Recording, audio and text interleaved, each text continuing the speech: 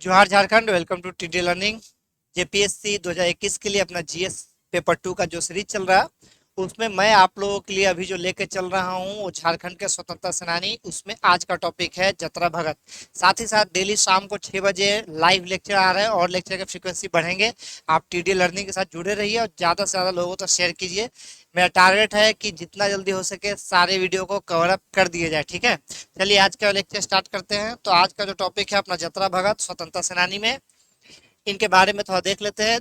To the point video है, बहुत ज़्यादा तामझाम नहीं। जैसा एग्जाम में आता है जेपीएससी का फैक्चुअल डाटा मैंने वैसा ही वीडियो आपके लिए बनाया है। ठीक है, इनका जो जन्म हुआ था वो सितंबर 1889 को हुआ था। एग्जैक्ट डेट इसमें नहीं पता चलता है, सिर्फ मंथ पता चलता है। सितंबर 1889 ईस्वी को हुआ था।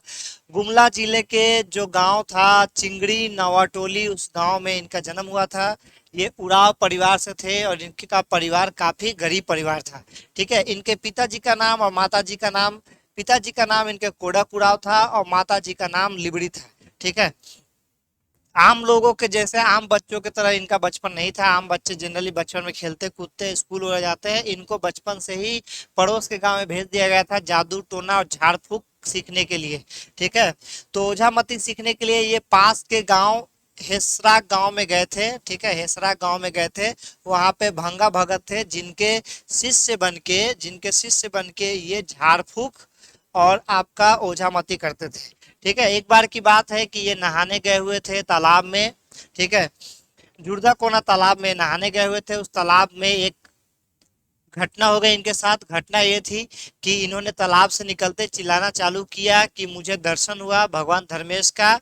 और भगवान धर्मेश ने कुछ श्लोक बोले थे जो इन्होंने रिपीट किए थे। श्लोक जिसका मीनिंग जो मेन था श्लोक का वो ये मीनिंग था कि मदिरा पान नहीं करना है, यज्ञोपीत धारण करना है, मांस नहीं खाना है, भूत प्रेत पे विश्वास नहीं करना है। ठीक है, विश्वास नहीं करना है, गो सेवा करना है।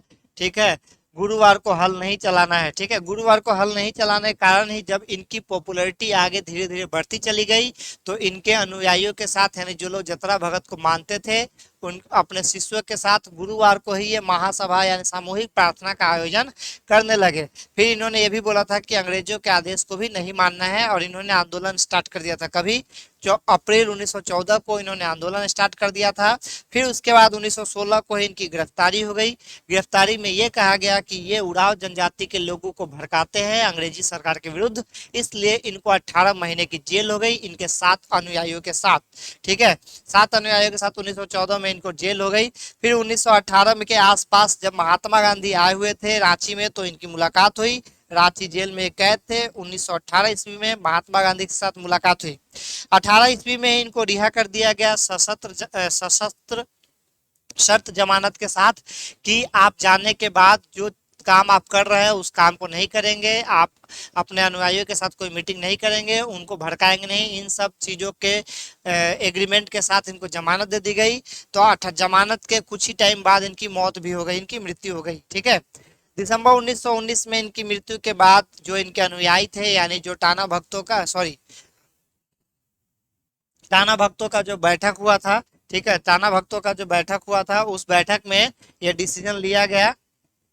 ठीक है, ये डिसीजन लिया गया कि अंग्रेजों के विरुद्ध बैठक कहाँ हुआ था, कुडू के टिकटार कुडू गांव के टिकटार में हुआ था जहां पे डिसाइड किया गया था अंग्रेजों के विरुद्ध लड़ाई लड़ी जाएगी। तो कुल मिला के जो हमारे जतरा भगत है उनके बारे में इतना ही है। तो अगला वीडियो जो हम देखने वाले हैं वो काफी इंपॉर्टेंट रहेगा, जयपाल सिंह। तब तक आप टीडी लर्निंग के साथ बने रहिए, ज्यादा से ज्यादा लोगों तक शेयर कीजिए ताकि कम से कम टाइम में आपको ज्यादा मटेरियल मिल सके। Wish you all the best, good luck.